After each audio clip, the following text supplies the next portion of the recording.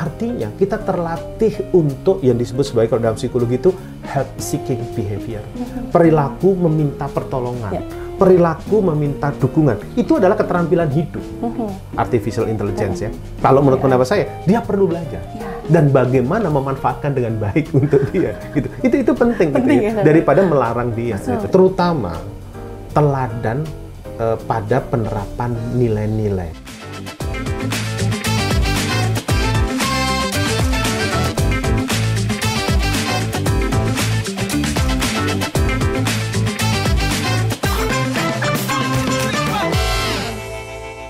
Halo sahabat Keluarga Indonesia, bertemu lagi dengan saya Dwi Ranti Mustika. Kali ini kita berada di program Bincang Psikolog bersama BKKBN. Nah, kali ini saya nggak sendiri, akan selalu ada narasumber yang luar biasa. Kali ini orang, terhormat nih, saya agak deg-degan untuk ngomongnya. Di sini sudah hadir, ada Kang Hari Setiawibowo.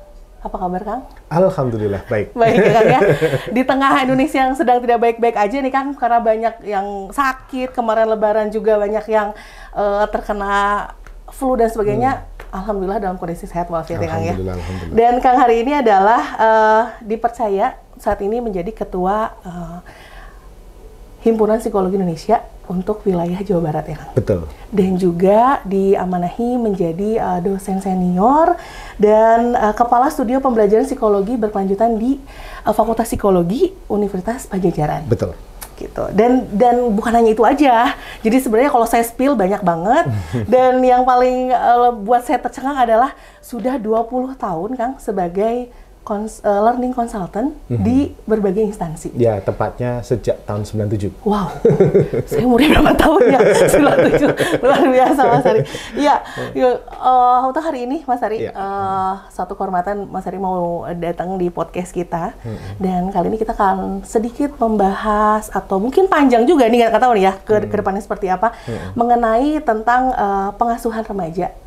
Pengasuhan remaja, Kak. Kalau kita bisa lihat perkembangan dari anak remaja itu kan signifikan ya, Kang ya. Yang sebelumnya kalau bicara fisik itu jelas gitu. Anak-anak sama remaja juga secara fisik itu sudah berbeda. Betul. Secara sosio-emosional juga beda gitu, persis, Kang. persis. Di mana anak yang tadinya kita itu yang sangat bisa untuk dikasih nasihati, kemudian diberikan wejangan-wejangan tuh yang manut-manut aja gitu, ya, Mas, karena lebih banyak bergaul orang tua dan anak ya. Betul. Tapi ketika remaja pergaulannya udah lebih luas. Udah lebih luas. Mereka lebih banyak ketemu teman-temannya, otomatis lingkungan juga mempengaruhi nih gaya berpikir, kemudian juga bagaimana cara bergaul juga nih, Kang.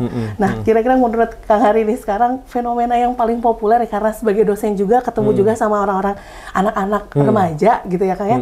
Ini sebenarnya masalah apa sih, Kak, yang paling populer biasanya terjadi di usia remaja? Ya, ada beberapa, kalau dikelompokkan ya, ada beberapa permasalahan ya. Ini saya sebutkan itu bukan dari yang paling populer ya, tapi beberapa yang populer. Itu isu pertama tentu saja terkait dengan isu pendidikan. Ya, jadi remaja ini juga seringkali misalnya datang ke psikolog gitu ya, dengan permasalahan-permasalahan terkait dengan pendidikannya. Misalnya dia merasa kurang menguasai satu pelajaran tertentu gitu ya, atau merasa tertinggal dibandingkan yang lainnya gitu ya. Jadi isu-isu pendidikan ya gitu. Itu terkait dengan tuntutan-tuntutan akademik di sekolahnya. Yang kemudian kelompok kedua itu adalah permasalahan pergaulan. Permasalahan pergaulan. Jadi pergaulan terutama dengan teman-teman sebayanya. Nah, misalnya kasus-kasus kekerasan dalam proses pergaulan ya, baik verbal, kita mungkin dengar ya, kasus bullying gitu ya. Bahkan sekarang bukan hanya secara langsung, tapi mungkin cyber ya, artinya melalui sosial media, ketika dia main game online misalnya, dia akan mengalami berbagai macam permasalahan mengenai hal itu gitu ya. Kemudian dari dua permasalahan itu bisa jadi juga akan masuk ke dalam isu kesehatan, baik kesehatan fisik maupun kesehatan mental. Justru malah sekarang mulai muncul tuh remaja-remaja dengan keluhan, terutama kalau saya amati ya, setelah COVID-19 ini juga banyak keluhan-keluhan atau beberapa kolega-kolega kita yang kemudian menghadapi remaja dengan berbagai macam permasalahan kesehatan mental. Ya. Seringkali remaja punya problem kesehatan fisik tuh, misalnya terkait dengan bagaimana body image-nya, terus kemudian mulai muncul jerawat misalnya, mulai atau masuk ke dalam juga gaya hidup yang tidak sehat, ya misalnya dia mengkonsumsi makanan-makanan yang sebenarnya itu tidak sehat, ya, terlalu banyak gula misalnya, gitu ya, dan itu juga gaya hidup lainnya nggak sehat, misalnya karena terlalu banyak main sosial media, main games dan segala macamnya, atau terlalu banyak di rumah, jadi mager ya, terlalu banyak nonton gitu. Jadi physical activities-nya, aktivitas olahraganya jadi berkurang, dan itu juga lambat laun akan mempengaruhi kesehatannya dia. Betul. Nah, yang sekarang selain juga kesehatan fisik, tapi juga terkait dengan kesehatan mental. Ya, banyak beberapa kolega saya itu berdiskusi ya, dan juga seringkali ditemukan beberapa remaja kemudian punya masalah terkait dengan bagaimana coping stress-nya. Mereka mengembangkan maladaptive coping stress, bagaimana mengembangkan strategi-strategi yang sebenarnya itu merugikan diri sendiri ketika mereka menghadapi tekanan. Nah, ini seringkali juga menjadi permasalahan bagaimana si remaja ini kurang memiliki berbagai macam strategi untuk menangani permasalahannya gitu. Jadi menurut pengamatan saya bisa dikelompokkan ke dalam tiga isu itu ya, isu terkait dengan pendidikan akademik, isu terkait dengan pergaulan ini bisa dengan relasi dengan teman sebaya maupun relasi bahkan dengan orang tuanya, relasi dalam keluarga, dan kemudian yang ketiga terkait dengan kesehatan baik fisik maupun mental. Ya. Melihat dari situ ya Kang, sebenarnya kalau beberapa saya juga menangani kasus nih Kak, kalau di sekolah nih Kang kebetulan. Jadi memang dari tadi Kang bilang, jadi banyak activity yang sekarang tuh lebih banyak mager di rumah, sehingga benar-benar yang sering datang adalah masalah konsentrasi Kang, kalau saya. Jadi kayak anak-anak udah nggak fokus dalam belajar, kemudian juga udah terdistraksi sama handphone atau medsos kayak gitu, itu banyak banget ternyata Kang ya. Ya, karena memang bukan sedikit ya, berbeda dengan ketika saya remaja ya, gitu. Ketika saya remaja, itu kan saya itu di era saya itu terbiasa kita itu untuk hanya mengkonsumsi seringkali 1 sampai 2 gawai. Ya, misalnya contoh, kalau saya nonton TV ya nonton TV bareng-bareng. Setelah itu ada jadwal belajar, terbayang ya, gitu ya. Nah, kalau sekarang, anak-anak remaja sekarang, mereka itu pada saat yang sama bisa terpapar oleh lebih dari 3 screen kan. Ada TV, ada layar komputernya dia, mungkin ada handphonenya atau tabletnya. Jadi mereka itu terbiasa juga untuk terpapar berbagai macam godaan dalam tanda kutip ya, sehingga bisa jadi itu punya pengaruh ketika mereka tidak mampu atau kurang ya, atau bermasalah ketika memfokuskan pada satu hal, atau justru malah bagi yang sudah beradaptasi malah mereka terlatih untuk divided attention ya. Iya, divided attention. Nggak selective attention ya Kang ya. Kalau dulu zaman kita udah fokus aja ke satu gitu. Kalau sekarang anak-anak udah mungkin terbiasa lah itu. Ya, mungkin perubahan perilaku ini juga dipengaruhi oleh perubahan juga sekarang era-era yang berbeda dengan kita waktu itu ya Kang. Nah, sekarang kalau bisa prediksi ke depan ya kan. Kira-kira permasalahan remaja di masa depan itu apa sih Kang? Kayak sekarang mungkin kita melihat anak-anak yang fokus dengan gawe-gawenya, dengan screen-screennya. Zaman dulu zaman milenial tuh nggak ada. Gitu kan, intinya kayak saya dulu dapat tugas untuk mencari misalnya nama bandara, itu yang saya lakukan adalah saya mencari RPUL, buku. Kalau sekarang anak-anak tuh udah langsung googling dan langsung ada gitu. Jadi apapun, mau komunikasi dengan teman juga lebih dekat gitu, dan itu jadi berubah gitu kan. Iya, atau seperti anak saya juga remaja. Gitu. Kemudian dia mengajukan proposal ke saya untuk berlangganan ChatGPT misalnya. Karena dia bisa berinteraksi di sana. Ya, gini, kan perubahan yang sekarang itu teknologi itu bukan hanya ditujukan untuk kepentingan ekonomi. Ya. Jadi perkembangan teknologi informasi itu sudah merambah kepada isu-isu kehidupan dan isu-isu personal. Kalau di era sebelumnya itu perkembangan teknologi itu ditujukan untuk efisiensi, ditujukan untuk pengembangan sistem, terutama dalam setting industri ya, gitu. Di mana itu akan merubah semuanya ya, gitu. Di mana teknologi informasi itu membantu bisnis ya.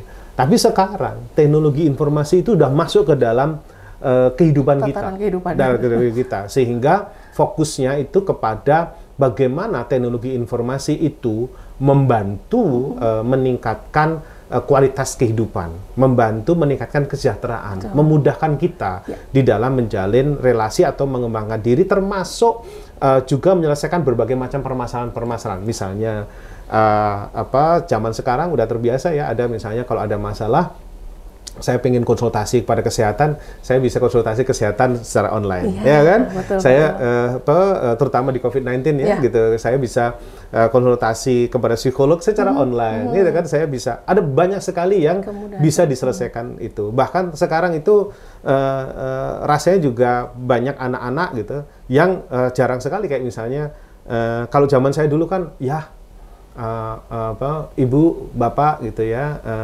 Tolong transfer dong gitu kan, atau misalnya minta uang saku. Kalau sekarang enggak, ayah, OVO saya tolong diisi. Udah banyak platform-platform kayak gitu ya kan? Tapi kenyataannya begitu kan. Jadi dia selalu cek gitu ya, misalnya pulsa saya sepanjang dia masih punya istilahnya apa itu? Dia masih punya lengkap lah gitu, karena transaksi sekarang online kan gitu. Sepanjang saya bisa QRIS di mana-mana aman dia gitu. Jadi itu satu sisi diniatkan teknologi informasi itu untuk membantu memudahkan kita dalam menyelesaikan berbagai masalah kehidupan dan juga meningkatkan kesejahteraan kita. Namun di sisi lain, bila kita tidak menggunakannya secara bijak, maka teknologi informasi itu bisa jadi alih-alih membantu tapi mengganggu. Contoh misalnya ini, ketika kita terlalu tergantung kepada teknologi, maka itu kan bisa jadi menjauhkan yang dekat dan mendekatkan yang jauh. Sebenarnya memang bisa mendekatkan yang jauh, tapi jangan-jangan menjauhkan yang dekat. Jangan-jangan dia lebih asik berdiskusi dengan teman-teman dia di dunia maya secara online, tapi tidak dengan adiknya di rumah misalnya, tidak dengan orang tuanya di rumah gitu. Itu kan mendekatkan yang jauh, tapi juga menjauhkan yang dekat gitu kan. Terus kemudian kalau di zaman dahulu misalnya, ketika tadi bertanya, ketika kita punya kesulitan, kita bertanya kan, suka gitu kan, aku nggak ngerti nih, ya aku nggak ngerti nih, kita tanya kepada kakak, kita tanya kepada ibu, kepada ayah, kepada orang-orang dewasa di sekitar kita. Artinya kita terlatih untuk yang disebut sebagai, kalau dalam psikologi itu, help seeking behavior, perilaku meminta pertolongan, perilaku meminta dukungan. Itu adalah keterampilan hidup. Nah, ketika kita merasa kita punya kesulitan dan kemudian kita bisa selesaikan dengan gawe kita, maka keterampilan itu kan tidak terlatih, kan, tidak terasah kan gitu. Mungkin pernah menemukan nih anak remaja sekarang yang kemudian untuk hal-hal sepele saja dia bermasalah. Gitu. Contoh misalnya, bisa jadi dia ketika punya masalah dia bisa nyelesain, solve tuh. Tapi ketika di tengah perjalanan misalnya ada hal-hal yang praktis yang tidak bisa diselesaikan lewat gawainya, dia mau nggak mau harus bertanya kepada orang, bisa jadi dia kebingungan. Ada cerita singkat nih, tuh. Kemudian awalnya ini anak saya, ini contoh kecil ya gitu ya, anak saya yang paling dekat ya, kemarin baru pulang kampung ya, dia ketika tanya, yuk pada mau makan di mana, kemudian cepat ya, pak, ayah di sini aku dapat rekomendasi di sini, nah di pojok sini, alamatnya di sini nih, oh selesai, bisa. Begitu nyampe di situ, dia punya masalah untuk dengan perutnya. Dan dia ternyata di restoran itu MCK-nya tidak berfungsi dengan baik. Terus kemudian dia kebingungan, ayah ini aku gimana, harus segala macamnya. Hai, coba lihat di sekitar sini, siapa yang bisa minta bantuan? Siapa, aku nggak kenal. Hai, coba lihat siapa. Gitu kan, kebingungan. Coba, itu ada tukang parkir, itu ada satpam. Jadi dia tidak terbiasa untuk namanya help seeking behavior. Help seeking behavior itu adalah keterampilan hidup. Contoh misalnya, kita perlu tahu kapan saatnya kita minta tolong. Kita perlu tahu kepada siapa kita minta tolong. Yang ketiga, kita perlu tahu bagaimana caranya minta tolong kepada orang yang tepat itu. Itu kan perlu dilatih ya, gitu. Hal kecil. Coba kamu tanya, oh bener ya, di dekat situ kata tukang parkir ada musola kecil, jadi aku mau sekalian juga sholat zuhur sekaligus di situ. Tuh kan selesai. Tidak semuanya bisa diselesaikan lewat Google dan sebagainya ya Mas ya. Iya gitu. Itu contohnya. Jadi kalau tadi Anda bertanya, kira-kira permasalahannya ke depan itu seperti apa ya? Menurut saya, prediksi saya ya, mungkin klaster permasalahannya tidak jauh berbeda. Permasalahannya mungkin ada kaitannya dengan akademik, ya. Ada permasalahan juga terkait dengan pergaulan, ada permasalahan terkait dengan kesehatan. Tapi dampak dari teknologi informasi itu ikut terlibat di dalamnya. Contoh misalnya, dalam pendidikan, bisa jadi mereka itu perlu juga belajar bagaimana mereka memanfaatkan teknologi informasi. Ya, jadi mereka perlu belajar digital literasi. Jadi kalau mereka punya smartphone, jangan sampai yang smart itu hanya phone-nya. Kitanya juga sebagai kita yang harus ya. smart gitu ya. Karena banyak ya, kan kemudian di sana mereka tidak pandai bagaimana menemukan informasi yang tepat. Itu butuh keterampilan itu. Tidak cukup hanya kemudian kita membuka search engine dan ketik keyword, nggak cukup itu. Ada banyak teknik how to search reference systematically gitu. Jadi teknik menemukan informasi yang tepat dan kemudian membiarkan search engine itu menyeleksi untuk kita, itu perlu dipelajari supaya kita tidak mengkonsumsi informasi yang sampah. Kita sudah terlatih bagaimana menyeleksi informasi itu, gitu. Itu perlu dipelajari, gitu. Karena kalau tidak, dia akan kena tumpukan berbagai macam informasi, dan itu bisa juga menjadi beban tersendiri. Jadi misalnya dia kesulitan untuk mungkin kalau di dalam istilah ini muncul ketika pandemi, ada namanya infodemi, ya, infodemik ya, di mana orang itu kemudian bermasalah karena kebanjiran informasi. Terlalu banyak dan tidak mampu menyeleksinya. Itu penting ya. Bagaimana menyeleksi informasi. Yang kedua adalah belajar bagaimana mengelola informasi itu. Ya kan? Kan informasi banyak, tapi bagaimana dia mengelolanya? Bagaimana dia mampu mengelolanya itu? Itu penting, dia perlu belajar itu. Dan ketika bagaimana memanfaatkannya. Gitu. Bagaimana dia memanfaatkannya, termasuk belajar bagaimana menyebarkannya. Bagaimana menggunakannya.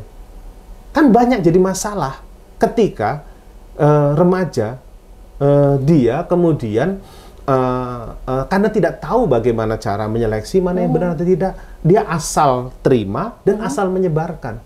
Nanti dia dapat permasalahan dengan hukum. Betul.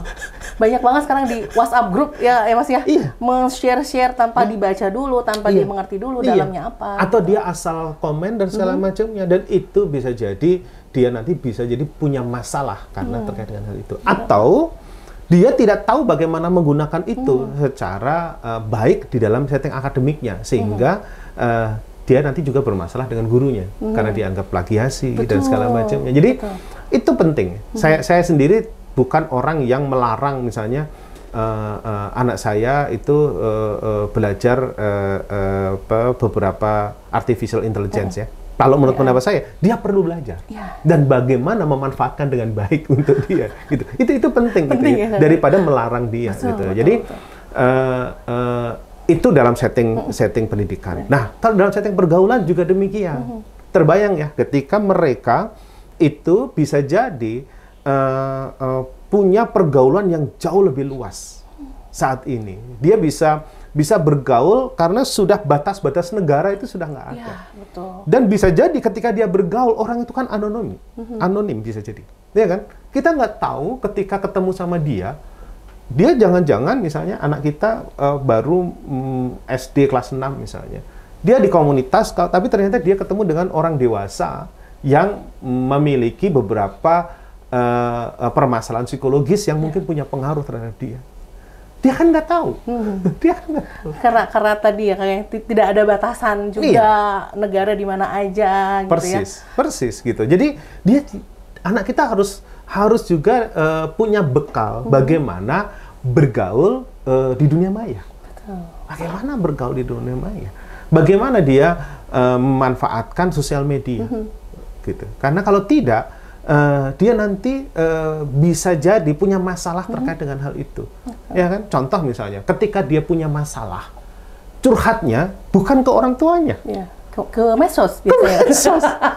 Dia live misalnya sambil curhat dan mungkin malah sambil menyakiti diri sendiri karena bisa jadi modeling perilaku orang-orang di luar sana yang belum tentu itu sehat. Betul. Jadi isu pergaulan bisa jadi muncul dari teknologi informasi. Kalau zaman dahulu misalnya di zaman saya masih ingat ketika saya remaja, orang tua saya itu dengan sengaja itu mengajak saya untuk terlibat ke dalam beberapa aktivitas supaya pergaulannya itu terkelola dengan baik. Iya, nanti misalnya saya diminta untuk ikut klub ikut klub ini, ikut klub ini. Sebelumnya orang tua saya itu bisa ikut memantau dan bahkan memilihkan anak saya itu bergaul di komunitas yang mana. Tapi kalau sekarang Anda bisa bayangkan. Mereka pilih sendiri ya, rata-rata. Iya, itu. Jadi prediksi kita dengan kemajuan teknologi informasi, pergaulan pun bisa jadi semakin kompleks gitu. Nah, yang terakhir kesehatan. Ya kan? Banyak sekali ketika misalnya anak terlalu terlibat atau terlalu tergantung dengan teknologi, kalau dia nggak mampu mengelola dirinya dengan baik, dia masuk ke dalam gaya-gaya hidup yang nggak sehat. Misalnya istirahat, pola istirahat. Anda bisa membayangkan, misalnya karena dia kebanyakan bergaul misalnya dengan komunitas di luar negeri. Kita beda 6 jam. Iya, beda jamnya. Di sana siang, di kita udah malam ya, Mas ya? Di sana mungkin dia nyaman tuh habis pulang sekolahnya sore. Di kita malam. Mereka malam, di kita tengah malam gitu. Sementara anaknya besok harus pagi-pagi harus sekolah. Jadi ketika pola istirahatnya bermasalah, itu tentu juga akan berdampak kepada kesehatan. Karena terlalu asik, mungkin dia nggak bisa mengelola screen time. Bagaimana dia terpapar lewat layarnya. Dia nggak mampu mengendalikan diri ke sana. Itu bisa juga punya dampak kesehatan. Kurangnya physical activities, karena terlalu ada mager ya istilahnya sekarang. Betul, gitu kan? Istilahnya mager. Iya, gitu. Terlalu hanya di belakang layarnya saja dan segala macam.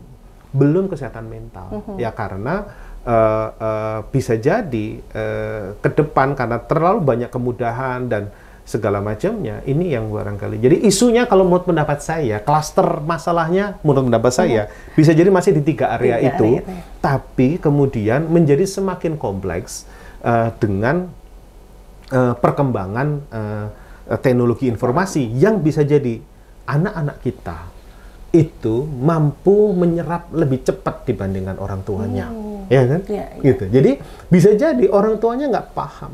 Bisa jadi anaknya yang jauh lebih paham terkait dengan perkembangan teknologi informasi dibandingkan orang tuanya. Jadi ada wacana anak lebih pintar daripada orang tua tuh di zaman sekarang mah banyak ya. Dalam perspektif penguasaan teknologi informasi bisa jadi.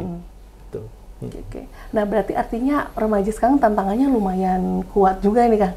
Maksudnya harus banyak tantangan-tantangan dia tuh sekarang teknologi. Kalau zaman dulu saya mungkin teknologi nggak begitu nggak begitu mendominasi. Kalau sekarang mereka udah berbaur sama perkembangan mereka sendiri. Artinya ada skill-skill yang kayaknya tidak terstimulasi dengan baik gitu, Mas. Jadi ada kayak tadi misalnya skill bertanya seperti apa. Kalau sekarang kebiasaan Google, teng jreng gitu ya. Sekarang tuh yang kalau dulu kita harus aduh ini mau ngomong apa, bahasanya cocok apa enggak, itu skill-skill itu jadi hilang. Lalu kira-kira bagaimana nih Mas untuk strategi orang tua juga untuk bisa melakukan pengasuhan kepada remaja saat ini dan juga di masa depan, dan kayaknya kalau remaja itu kita ranahnya nggak cuma di rumah aja gitu ya, tapi juga pendidikan gitu ya, kemudian juga rumah, sekolah, dan juga lingkungannya, masyarakatnya. Nah kira-kira selain orang tua, guru juga harus seperti apa nih, Mas, untuk bisa melakukan pengasuhan baik di rumah maupun di sekolah? Menurut pendapat saya, pertama kalau tadi bicara orang tua dan guru ya, sementara saya asumsikan sama ya, artinya orang tua mendidik di rumah, guru mendidik di sekolah ya, dalam peran sebagai pendidik. Nah, peran orang tua dan guru sebagai teladan itu menjadi penting. Di zaman sekarang, gitu ya, Mas? Bukan hanya menunjukkan contoh, tapi menjadi teladan. Menjadi teladan, melakukannya juga. Iya, gitu. Menurut saya jadi penting ya. Artinya, contoh misalnya, bagaimana anak, hal kecil ya, misalnya, ketika kita dalam bertemu dengan saudara, kemarin saya amati aja, ketika saya kan pulang kampung itu mengamati banyak hal ya. Salah satu yang bikin saya sedih adalah udah jarang ketemu sama keluarga. Ketika ketemu, semuanya ngumpul, semuanya sibuk dengan gawainya. Itu masing-masing. Itu saya sedih. Kalau anak-anak saya bilang, begitu ketemu sama keluarga, begitu ada keluarga datang, simpan gawainya, simpan gawainya, gitu ya. Karena itu. Tapi kemudian yang lainnya, ketika cuman anak-anak saya yang tidak, kemudian yang lainnya tuh pakai gawai semua. Ayah ini gimana? Ajak aja ngobrol. Ajak aja ngobrol. Karena kebiasaan mabar ya Mas sekarang tuh. Main bareng, jadi main game gitu. Yang saya amati dari pulang kampung kemarin juga begitu Mas. Jadi anak-anak kemudian datang bukannya ngobrol, tapi lebih asik ke mabar main bareng game itu. Itu beneran yang terjadi. Nah itu tapi perlu dijelaskan. Ada saatnya kamu main. Sekarang saatnya momentum di mana kamu bertemu dengan saudara-saudara kamu. Gitu. Jadi itu penting untuk dipelajari ya. Jadi tapi kalau orang tuanya melakukan hal yang sama, anaknya kan ikut gitu loh. Ya kan? Betul. Itu. Jadi kalau saya ingin anak saya tidak melakukan itu, yang saya lakukan adalah ya saya simpan gawai saya. Saya simpan gawai saya gitu loh. Jadi kalau nanti saya butuh ya saya ambil gitu. Kalau tidak ya udah gitu. Karena kalau tidak anaknya kan jadi contoh. Iya gitu. Jadi jadi teladan itu penting ya. Jadi teladan itu penting, terutama teladan pada penerapan nilai-nilai kalau menurut saya. Menjadi teladan untuk supaya anak memegang teguh nilai-nilai. Tentu saja orang tua perlu juga tampil genuine ya. Karena orang tua juga bukan orang yang sempurna. Tapi setidaknya ada nilai-nilai yang kalau Anda ingin nilai-nilai itu dijunjung tinggi di keluarga Anda, dimulailah dari orang tua. Ya. Tidak perlu semua nilai, tapi pilihlah mana yang nilai-nilai yang bagi Anda itu menjadi sesuatu yang perlu diperjuangkan. Gitu. Kayak misalnya ya, rekomendasi dari beberapa ahli pendidikan karakter gitu, misalnya terkait dengan dua nilai, misalnya respect and responsibility, misalnya itu tuh salah satu yang coba saya perjuangkan di keluarga saya. Gitu. Dua nilainya itu beratnya minta ampun, beratnya minta ampun. Jadi respect and responsibility, bagaimana kamu mampu menghargai dan kamu bisa bertanggung jawab. Itu bagi kami itu penting gitu ya. Jadi tapi dimulainya dari kita dulu. Termasuk ya orang tua dulu. Misalnya saya juga perlu bagaimana menghargai pendapat anak meskipun itu berbeda. Betul. Ya kan? Bagaimana saya menghargai juga dia punya privacy gitu ya. Bagaimana saya juga menghargai hal-hal yang seringkali bisa jadi kita berbeda pendapat. Minimal saya bersedia mendengarkan contohnya. Dan juga adalah responsibility. Anak tuh perlu tahu apa yang jadi tanggung jawabnya dia. Jangan semuanya diambil alih oleh orang tuanya. Karena ketika anak tidak sejak dini belajar bertanggung jawab, termasuk seringkali mengambil risiko atas pilihan perilakunya, itu adalah hal yang penting. Contohnya gitu. Jadi menurut saya orang tua perlu jadi teladan. Betul. Teladan terutama terkait dengan penerapan nilai-nilai, ya, penerapan prinsip-prinsip kehidupan yang kita yakini itu akan menjadi landasan pegangan penting bagi anak, bukan hanya saat ini tapi juga di masa depan. Yang kedua menurut saya, jadi 2T lah ya. Orang tua jadi teladan. Yang kedua adalah orang tua jadi teman. Jadi ke depan itu bisa jadi ada banyak hal yang di zaman kita itu udah nggak relevan lagi di zaman sekarang, ya gitu. Jadi kita itu perlu terlibat.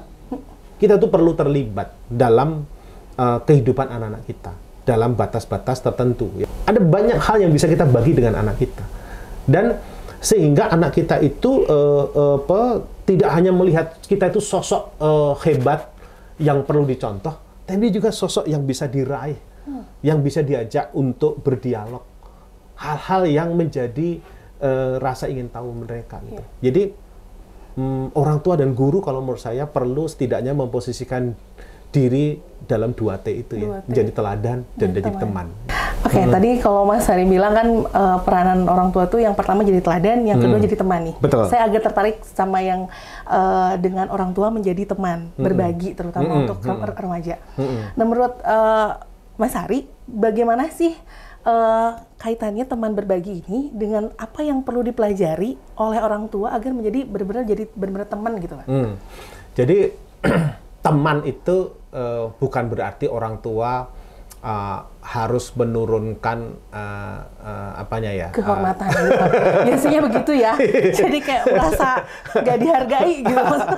Tidak berarti kayak kemudian orang tua harus menjadi mirip kayak anak remaja gitu ya, enggak begitu. Jadi teman itu adalah orang yang mengambil posisi ada di samping seseorang untuk menemani, untuk mendampingi. Gitu. Jadi teman itu adalah orang yang bersedia ada di sisi, di samping, bersedia untuk membersamai ketika seseorang itu menghadapi berbagai macam, terutama permasalahan. Jadi itu, teman itu posisinya itu. Gitu. Jadi tidak harus orang tua kemudian menjadi kelakuannya kayak remaja, tidak begitu. Artinya kita bersedia untuk menemani, kita bersedia untuk mendampingi, kita bersedia untuk membersamai anak kita, kita bersedia terlibat di dalam dia menyelusuri jejak-jejak perjuangan hidupnya. Kira-kira gitulah kalau bahasa puitisnya. Nah, saya menyebutnya teman, terutama teman berbagi. Apa sih yang bisa dibagi oleh orang tua? Orang tua punya pengalaman hidup.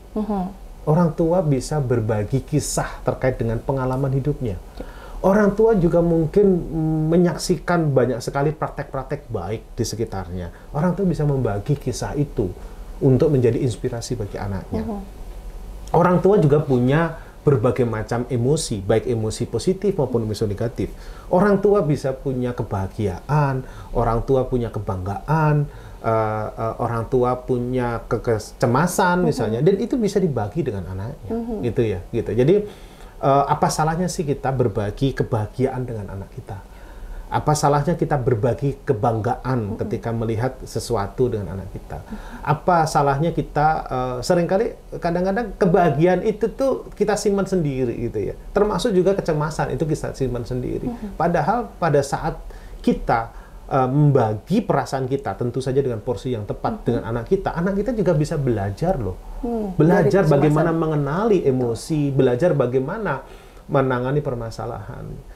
Orang tua bisa berbagi juga gagasan-gagasan, pemikiran dan segala macamnya dengan anaknya. Jadi itu penting ya, bagaimana orang tua bisa menjadi teman berbagi bagi anaknya, supaya orang tua itu juga bukan jadi satu-satunya sumber kebenaran, tapi jadi teman untuk belajar. Kalau perlu belajar bersama, karena bisa jadi anak kita itu memiliki pemahaman yang lebih baik untuk satu hal dibandingkan kita. Contohnya ya, nggak jauh-jauh misalnya anak saya. Saya punya dua anak remaja ya, satu sudah remaja, satu baru menginjak remaja ya. Satu kelas 3 SMP, yang satunya kelas 6 SD. Tapi kalau terkait dengan teknologi informasi, saya itu kalah jauh dengan anak saya yang kelas 3 SMP. Dia menguasai Python, dia menguasai Java, dia menguasai banyak sekali berbagai macam berbagai macam hal terkait dengan. Saya belajar artificial intelligence itu dari anak saya. Saya belajar ChatGPT itu dari anak saya. Saya belajar beberapa software yang untuk kepentingan saya ngajar itu bahkan dari anak saya yang masih SMP. Dan bagi saya tidak merasa lebih rendah dibandingkan itu, gitu ya. Gitu. Jadi bahkan sekarang saya belajar gamification, bagaimana membuat game dari anak saya, gitu. Karena dia memiliki pengetahuan yang lebih dibandingkan saya. Dan interestnya juga lebih kesana ya, gitu. Dan ketika saya membagi ketidaktahuan saya, gitu, dia dengan antusias, gitu ya, bisa menjadi gitu teman bagi saya untuk belajar sama-sama. Anak saya yang kedua misalnya itu dia punya pemahaman yang baik terkait dengan otomotif. Nah, dia sangat suka otomotif, gitu, sehingga untuk hal-hal tertentu dia bisa memberitahu saya, gitu ya, misalnya kenapa kok mobilnya seperti ini dan segala macamnya. Dia bisa memberikan rekomendasi kalau ayah nanti mau beli mobil kedua misalnya lebih baik yang ini, kalau pilihannya ini seperti ini, kalau mau beli mobil listrik tahan dulu kalau memang nggak butuh-butuh sekarang. Dia tahu persis mengenai hal itu, gitu, sehingga kita enak sebagai teman diskusi itu. Jadi menurut pendapat saya kita perlu belajar bagaimana menjadi teman berbagi, gitu ya. Perlu belajar terus-menerus. Saya sendiri itu sampai menulis buku. Awalnya buku itu tuh untuk diri saya sendiri dan istri saya. Untuk panduan untuk saya sendiri dan istri saya. Jadi saya tuliskan bagaimana panduan manual supaya saya bisa menjadi teman berbagi, gitu. Saya tuliskan awalnya niat saya itu hanya untuk diri saya dan istri saya supaya saya bisa jadi teman berbagi bagi anak-anak saya, gitu. Jadi sampai saya tuliskan itu tuh, gitu ya, berbagai macam tips bagaimana menjadi teman berbagi. Dan sekarang mungkin bukunya udah banyak yang membutuhkan sepertinya, Kak. Iya, sekarang sebenarnya sudah cetakan pertama itu, tapi masih dalam bahasa Inggris untuk kalangan tertentu. Tapi sekarang lagi ditulis ulang bukunya dan sekarang lagi dalam proses percetakan. Judulnya Menjadi Teman Berbagi. Menjadi Teman Berbagi. Wah, next time kalau sudah keluar lagi, Kang, cetakannya boleh dibagi-bagi sama kita di sini untuk kita baca. Karena ini sebenarnya skill juga ya. Betul. Skill orang tua. Kadang kalau kita terlalu menitik beratkan pada skill remaja yang nggak bisa ini nggak bisa itu, ternyata orang tua juga butuh skill yang kadang-kadang makin eranya ke sini juga kita makin harus belajar bagaimana caranya berkomunikasi, bagaimana caranya menjadi teman berbagi tadi. Nah, di situ ada saya nyebutnya adalah ada formulanya. Jadi teman berbagi itu ada formulanya. Formulanya 1-3-2. Oh, gitu. Itu udah kayak bukan sholat ya? Bukan ya? Satu prinsip. 3 keterampilan, 2 proses utama. Jadi satu prinsip kunci yaitu adalah saling percaya. Jadi teman berbagi itu prinsip kuncinya adalah saling percaya. Gitu. Anda tidak akan mampu menjadi teman berbagi kalau tidak memiliki kepercayaan diri untuk menjadi teman, gitu ya, dan dipercaya jadi teman. Gitu. Jadi saling percaya. Saling percaya itu adalah sesuatu yang sifatnya saling ya. Saling itu artinya bukan hanya satu pihak, tapi kedua pihak berkontribusi. Itu satu prinsip ya. Jadi kalau Anda pengen menjadi teman berbagi, yang harus selalu dipegang adalah bagaimana saya percaya dia untuk jadi teman saya dan bagaimana saya layak dipercaya sebagai teman. Nah, itu penting karena tidak mudah juga kita mendapatkan kepercayaan anak. Iya kan? Bisa jadi anak itu tuh tidak percaya sama orang tuanya untuk membagi perasaan-perasaannya, gitu kan ya. Atau kita tidak percaya pada anak kita terkait dengan apa yang dilakukannya. Makanya penting gitu, bagaimana dalam berbagi itu membangun saling percaya. 3 keterampilan kunci. Untuk menjadi teman berbagi ada 3 keterampilan kunci yang perlu dipelajari oleh orang tua. 1, bagaimana saya nyebutnya adalah kalau dalam bahasa Inggris itu LIA, listening, informing, asking. Tapi kalau di bahasa Indonesia kan adalah mendengarkan untuk mengerti. Jadi empathic listening sebenarnya. Jadi bukan hanya sekedar mendengar, tapi mendengarkan untuk mengerti. Bukan hanya mendengar untuk menunggu giliran bicara, gitu, atau mendengar untuk menanggapi, atau pura-pura mendengar, tapi mendengarkan untuk mengerti. Itu itu mudah diucapkan, tapi susah banget. Perlu terus-menerus ditingkatkan. Yang kedua adalah informing ya. Bagaimana kita belajar memberikan informasi, belajar memilih informasi. Itu penting loh. Bagaimana kita menginspirasi? Kita bisa menginspirasi anak kita dengan informasi. Informasi itu tuh tidak ada seninya ya. Kadang-kadang kita perlu membungkus dalam kisah.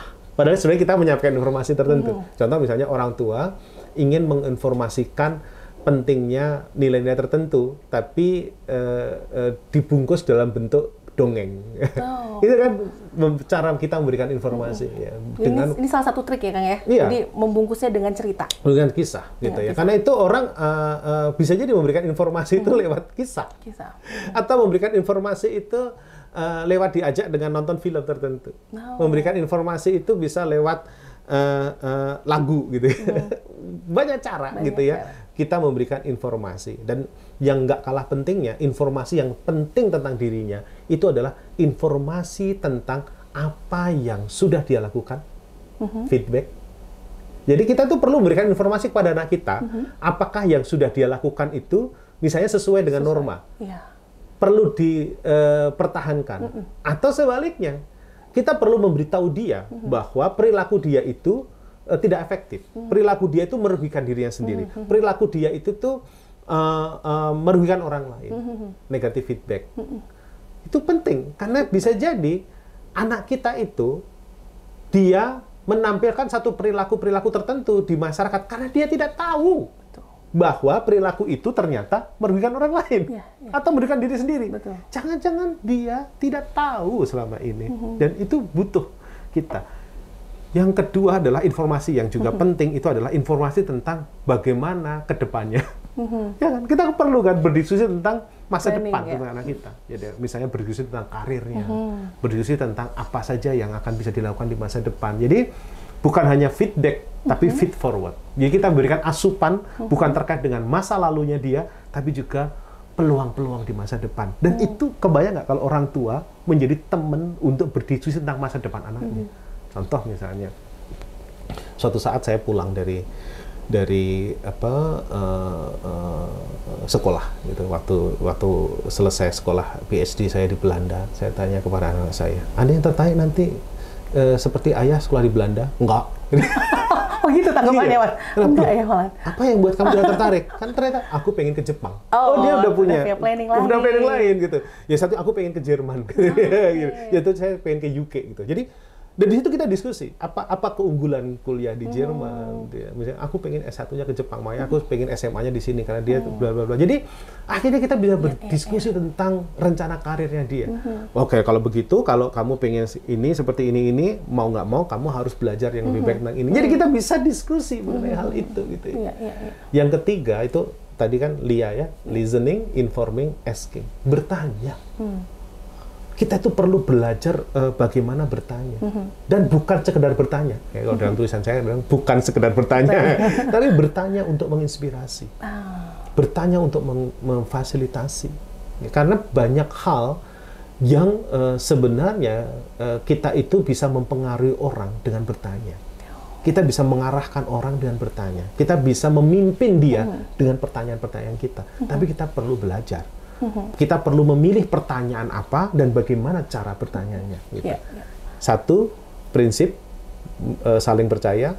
Tiga, keterampilan kunci, mendengarkan untuk mengerti, memberikan informasi yang inspiratif, dan bertanya untuk menginspirasi. Dua proses. Jadi dua proses utama. Proses utama itu adalah satu, jadi nanti kalau 1 dan 3 ini mau diterapkan dalam proses percakapan, itu intinya kalau kita mau menjadi teman berbagi, ada dua proses utama ketika kita dalam proses berbagi dengan anak kita. Satu yang saya sebut sebagai membangun koneksi. Yang kedua adalah baru memberikan inspirasi. Jadi kalau kita sedang bercakap-cakap dengan anak kita, itu jangan buru-buru kita pengen memberikan inspirasi. Tapi yang penting membangun koneksi dulu, membangun koneksi dulu. Karena kalau belum nyambung, apapun yang kita kasih nggak akan kena. Gitu. Jadi building connection before correction. Gitu. Correction itu kan mungkin menginspirasi perilaku memperbaiki perilakunya. Karena nggak mudah orang tua sekarang itu membangun koneksi loh. Betul. Bagaimana ngomong nyambung itu tuh butuh keterampilan gitu loh. Jadi tadi itu ya, kalau di dalam teman berbagi dalam formula saya ada formula 1-3-2. 1 prinsip utama, 3 keterampilan kunci, 2 proses. Wah, luar biasa Mas Ari. Jadi itu ya sebenarnya yang perlu dipahami dan juga dipraktekkan oleh orang tua, bahwa yang tadi 1-3-2 ya maksudnya. Oke, terkait sama membangun kepercayaan, Mas. Gimana caranya, gitu ya? Kadang anak juga merasa nggak percaya untuk bisa berbagi dengan orang tua, dan orang tua juga kayak underestimate ke anak untuk mau menceritakan pengalaman-pengalamannya. Jadi apa nih yang harus dilakukan untuk orang tua ataupun mungkin guru ataupun yang lain kepada remaja ini? Yang mana dulu? Kita percaya kepada anak kita atau kemudian supaya kita dipercaya? Yang mana dulu? Boleh yang mana aja, Mas. Kalau kita ingin dipercaya. Iya. Kalau kita ingin dipercaya, ini yang seringkali orang jarang melihatnya sebagai hal penting. Justru kita perlu menampilkan sisi kerentanan kita. Oh. Gitu. Jadi kalau Anda misalnya contoh misalnya gini. Kalau kamu gitu ya sudah mampu gitu ya menceritakan hal-hal dan bagi orang-orang yang percaya nggak Anda dengan orang-orang yang semuanya itu suci, semuanya itu perfect, percaya nggak sama orang itu? Enggak juga sih. Kenapa? Karena setiap manusia pasti ada sisi. Persis gitu. Jadi kalau kita pengen dipercaya anak kita, terus kemudian kita berusaha selalu tampil perfect sama sekali, anak kita malah bisa jadi malah nggak percaya sama kita. Jadi ya tampillah gitu ya, tampillah genuine, gitu ya. Jadi misalnya kalau toh memang kita ada kesalahan, ya akui saja kesalahan itu, ya kan? Ya karena memang kita nggak perfect kok, gitu. Kebayang ya? Gitu. Iya. Jadi kalau kita bahkan hanya pengen menjadi orang dipercaya, terus kita pengen tampil perfect, itu justru malah membuat orang nggak percaya. Iya nggak? Masa terlalu sih? sempurna jadi. Terlalu sempurna, aneh. Iya. Masa orang tua saya dengan saya itu jaim? Ya kan, nggak bisa gitu. Jadi saya misalnya ada hal-hal tertentu kalau Anda tanya kepada anak saya gitu ya, kalau ditanya apa sih hal-hal buruk dari orang tuanya, dia bisa cari itu. Tapi lama-lama dia memaklumi, ya begitulah orang tua saya. Iya nggak? Betul. Itu contoh misalnya, saya itu sering lupa menaruh hal-hal kecil. Jadi anak saya kalau kayak gitu, kunci, kacamata, gitu. topi, gitu ya. Itu tuh dia tahu, alah ya, gitu kan. Tapi akhirnya dia memaklumi itu, gitu. Disitulah gitu ya, di titik tertentu gitu. Intinya adalah kita tuh perlu tampil, berani tampil apa adanya. Bukan berarti kemudian kita tidak memperbaiki diri, ya kan? Justru malah ketika kita tampil apa adanya, tapi kemudian kita memperbaiki diri untuk hal itu, anak kita melihat bahwa oh, orang tua saya ini itu pengen jadi sosok yang lebih baik loh. Kebayang? Contoh, saya itu kadang-kadang lupa, makanya dia tahu gitu loh. Saya itu selalu bikin jadwal. Anda tahu juga kan saya kan selalu menaruh jadwal di kalender saya gitu. Di kalender itu saya tahu besok apa. Jadi anak saya tuh tahu gitu loh. Kenapa ayah saya rajin itu? Karena tahu kelemahan ayah saya di sini. Kebayang ya? Gitu. Jadi kalau Anda pengen dipercaya anak-anak Anda gitu ya, Anda tidak perlu tampil jaim gitu. Ya udah tampil apa adanya, tapi di sisi lain, di sisi itu juga Anda perlu tunjukkan bahwa Anda terus-menerus ingin memperbaiki diri menjadi pribadi yang lebih baik. Gitu. Kalau Anda bertanya misalnya kadang-kadang seperti tadi itu ya, misalnya ayah gitu kadang-kadang dulu bermasalah dengan bangun pagi gitu ya, misalnya ya gitu ya. Tapi dia tahu gitu bagaimana usaha saya itu bikin sampai 4 alarm yang saya taruh di tempat yang berbeda. Jadi ramai ya Mas ya. Iya gitu. Dan itu selalu tuh saya buat itu ada berapa itu. Jadi dia tahu gitu. Oh ayah saya itu kadang-kadang bangunnya struggling tuh gitu ya, untuk bangun pagi. Tapi dia usaha itu supaya bisa subuh itu ayah saya itu berusaha keras gitu loh supaya bisa itu dan dia bisa melihat itu. Dia bisa melihat bagaimana perjuangan ayahnya atau orang tuanya untuk memperbaiki diri. Jadi kita nggak perlu tampil pura-pura sempurna. Memang kita nggak akan sempurna. Gitu ya. Itu satu. Yang kedua adalah yang disebut sebagai konsisten. Jadi kalau Anda pengen dipercaya itu adalah Anda konsisten. ya, konsisten gitu. Jadi itu nggak mudah itu konsisten itu ya, gitu ya. Gitu. Jadi itu penting ya, gitu. Jadi sementara tips saya itu. Nah, bagaimana kita mempercayai anak kita gitu ya. Kalau menurut pendapat saya adalah kita perlu menghargai kejujuran. Ya, kita perlu menghargai kejujuran di atas segalanya. Contoh misalnya, ketika anak kita melakukan kesalahan dan kemudian menceritakan kesalahan kepada kita, apa yang kita lakukan? Langsung marah atau dengar? Kalau langsung marah, berarti kita menghukum orang yang jujur. Ya nggak? Itu yang biasa sering terjadi. Iya. Jadi ketika kita mencoba percaya dia, ya bagi saya misalnya contoh kejujuran itu lebih penting dibandingkan yang lainnya kita bisa perbaiki. Jadi misalnya anak saya misalnya mencahkan sesuatu kemarin itu misalnya sebelum ini itu menjatuhkan tab, ya dia datang pecah tabnya, ayah ini aku tabnya ayah rusak, ada yang mengatakan karena aku tidak hati-hati, maaf. Ya saya harus ngendalikan diri dulu. Iya gitu. Oke, dan segala macamnya. Tapi bagi saya harus menghargai dulu kejujurannya dia. Gitu. Bagi dia kejujuran dia itu lebih mahal dibandingkan harga tabnya. Gitu. Jadi lama-kelamaan dia akan merasa aman, gitu ya. Betul. Dan dia akan kemudian belajar dari sana. Tapi tetap aja ada konsekuensinya. Tapi yang penting adalah kita perlu menghargai dia. Jadi menghargai kejujurannya, gitu. Dan tadi itu coba gitu ya, dengarkan dulu sebelum menghakimi.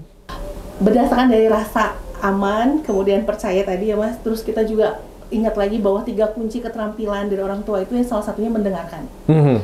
Itu buat saya sering banyak bertemu dengan orang tua kadang susah banget orang tua untuk bisa dengerin. Jadi harus seperti apa sih Mas? Kalau dibahas? Iya. Tadi ya mendengarkan itu beda dengan mendengar itu satu ya, gitu. Karena di dalam mendengarkan itu butuh kesediaan, itu penting ya. Nah, untuk mendengar untuk mengerti, saya merekomendasikan ada 3 tips ya, ada 3 langkah untuk mendengar untuk mengerti ya. Kalau dalam bahasa Inggris itu 3 langkahnya adalah AIR ya, supaya memudahkan ya. Ada attending, interpreting, responding. Simak, simpulkan, sampaikan. 3S ya. Jadi ketika kita mendengarkan untuk mengerti, ketika kita berniat mendengarkan untuk mengerti apa yang dia pikirkan dan dia rasakan, kita perlu attending, kita perlu betul-betul hadir bersama dia. Jangan sampai kita badannya di sini, pikirannya ke sana kemari ya. Gitu. Attending itu kan hadir bersama dia, ada di dia gitu ya. Jadi kita perhatikan sungguh-sungguh gitu ya. Kita perhatikan supaya kita mampu menangkap bukan hanya apa yang dia sampaikan, tapi juga termasuk simbol-simbol bahasa tubuh dan segala macamnya. Bagaimana cara dia menyampaikannya. Dan itu attending itu penting sekali ya, memperhatikan dengan seksama. Yang kedua adalah kita perlu belajar bagaimana memaknakan bukan hanya apa yang dia sampaikan, tapi juga bagaimana cara dia menyampaikan. Karena seringkali emosi itu disampaikan bukan lewat kata-kata, tapi lewat bahasa tubuh kan. Gitu. Jadi kita perlu belajar memaknakan itu. Ada banyak seringkali juga pilihan-pilihan verbal, istilah-istilah yang dipakai oleh anak-anak kita, remaja kita itu berbeda dengan kita, ya kan? Kita perlu belajar memaknakan itu, gitu ya. Tapi juga kita perlu belajar juga bagaimana memaknakan gerakan-gerakan tubuh, karena seringkali mulutnya mengatakan tidak, matanya mengatakan ya, atau sebaliknya, gitu ya. Jadi yang terakhir adalah responding, bagaimana kita memberikan tanggapan, ya. Itu penting dalam mendengarkan untuk mengerti ya. Jadi kalau Anda merasa sudah mengerti, itu jangan sok tahu. Kita perlu sampaikan gitu ya. Oh, sepertinya kamu merasa bahwa gitu misalnya. Oh, kamu kayaknya nggak suka ya kalau. Jadi kita perlu belajar itu. Jadi cross check dulu ya Mas. Iya, atau dalam teknik micro skill itu ada namanya reflecting feeling, reflecting content dan segala macamnya. Namun kalau dalam buku saya ini saya sederhanakan menjadi, kalau Anda sudah bisa menangkap, memaknakan apa yang dia katakan, yang dia pikirkan, sampaikan kembali apa yang dia pikirkan, supaya dia merasa bahwa dia didengarkan. Yang kedua adalah supaya apa yang Anda dengarkan, apa yang Anda tangkap itu sama seperti apa yang dia maksud, gitu ya. Nah, yang perlu dilatih adalah bagaimana merespon emosi. Ya. Seringkali itu tidak mudah ya, bagaimana kita merespon emosi, karena kadang-kadang kita sendiri alih-alih mencoba mengerti, malah kemudian kita menghakimi, itu ya. Itu yang nggak mudah memang ya, dan memang perlu berlatih ya. Nah, kalau yang tadi Mas Ardi bilang itu berkenaan sama trik atau tips buat orang tua. Sekarang kalau buat remajanya sendiri nih, Mas. Bagaimana caranya biar mereka itu bisa ya memiliki kehidupan yang baik atau yang jadi remaja cerdas lah kalau bahasanya itu di era yang saat ini. Ya, pertama memang perlu melatih yang disebut sebagai kemampuan berpikir. Ada 2 kemampuan berpikir yang perlu dilatih terus-menerus ya.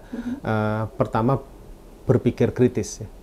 Jadi perlu berlatih bagaimana berpikir kritis, tidak segera menelan mentah-mentah informasi. Jadi kita perlu berlatih berpikir kritis. Berpikir kritis itu juga akan membantu kita dalam memecahkan masalah, sehingga kita tidak mudah nanti ikut-ikutan. Ya. Yang kedua adalah berpikir kreatif. Ya. Kemampuan berpikir kreatif. Ya. Kemampuan berpikir kreatif itu karena bisa jadi permasalahan-permasalahan yang akan ditemukan itu belum tentu ada contohnya. Gitu ya, dan kita sebenarnya punya banyak resources ya, gitu, sehingga ketika kita bisa berpikir kreatif itu kita bisa mengembangkan berbagai macam solusi yang mungkin lebih tepat untuk kita ya, gitu. Jadi itu pertama kemampuan berpikir, dan kemampuan berpikir itu nggak hanya lewat sekolah. Nah, kita bisa melakukan itu dengan melalui berbagai macam ya, misalnya aktif di berbagai macam klub dan segala macamnya. Itu kecakapan berpikir ya. Yang kedua adalah, menurut saya, adalah kecakapan emosional. Nah, kecakapan emosional itu penting. Kecakapan emosional itu dari 2 hal ya. Satu, kecakapan bagaimana mengelola diri sendiri. Jadi, menurut saya remaja perlu belajar bagaimana mengenali dirinya, mengenali emosinya, mengembangkan kepercayaan dirinya. Itu penting. Bagaimana menjadi pribadi yang bisa diandalkan oleh orang lain. Itu terkait dengan kemampuan mengelola diri. Yang kedua adalah termasuk di dalamnya mengelola diri adalah melatih berbagai macam keterampilan menghadapi tekanan ya, gitu ya, stress management. Yang kedua adalah tadi ya, termasuk dalam kecakapan emosional itu adalah kecakapan menjalin relasi. Ya kan? Bagaimana sih mengerti orang lain? Bagaimana sih menjalin komunikasi yang orang lain? Bagaimana meminta pertolongan? Bagaimana mengelola konflik? Bagaimana menjalin kolaborasi, kerjasama? Bagaimana memimpin, mempengaruhi orang lain? Itu penting kalau menurut pendapat saya dipelajari oleh si remaja saat ini. Dan menurut saya yang terakhir adalah perlu terus-menerus mengendus dan mempersiapkan diri untuk mengembangkan karir di masa depan. Nah, itu penting gitu. Karena ya karena zaman saya dulu misalnya sekolah gitu ya. Baru nanti kemudian kamu berkarir. Enggak, kalau sekarang menurut saya kita perlu juga arahkan sesuaikan. Ya, kalau memang kamu merasa bahwa ke depan itu kamu berminat di bidang ini ya, kalau bisa ya coba sesuaikan berbagai macam aktivitas kamu, minat kamu, hobi kamu, itu bisa jadi akan jadi karir bagi kamu ke depan gitu. Jadi menurut saya itu ya, jadi remaja sekarang terutama yang tadi ya, kemampuan mengelola diri dan menjalin relasi yang sehat dengan orang-orang yang penting bagi diri kita. Oke Kang, jadi itu tips-tips ya buat para remaja untuk bisa menjadi remaja yang cerdas ya. Oke Kang, satu kata yang sebenarnya satu kalimat mungkin bukan kata yang saya pahami dari teknologi adalah kalau teknologi itu tidak bisa memberikan, tidak bisa menjangkau sensasi dan juga bonding ya Kang.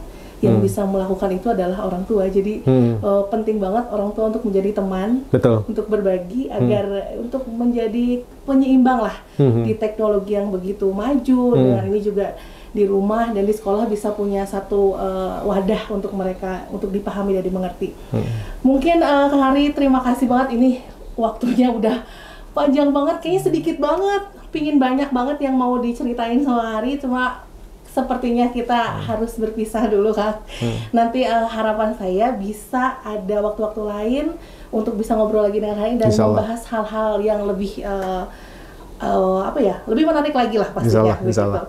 Dan saya juga menunggu nih Kang bukunya ya Kang, mudah-mudahan kalau sudah terbit atau sudah tercetak di sini kita ingin tahu bagaimana menjadi teman berbagi. Menjadi teman berbagi. Ya. Mudah-mudahan cepat sudah tercetak, nanti bisa membantu para orang tua ataupun semua orang yang membutuhkan ya Mas ya. Ya. Oke Mas. Nah, seperti tradisi di BKKBN nih Mas. Jadi kalau saya bilang salam BKKBN, itu jawabnya adalah berencana itu keren sambil santai. Oh gitu, berencana itu keren. Oke. Kita coba ya Mas. Iya, siap. Oke, salam BKKBN. Berencana itu keren.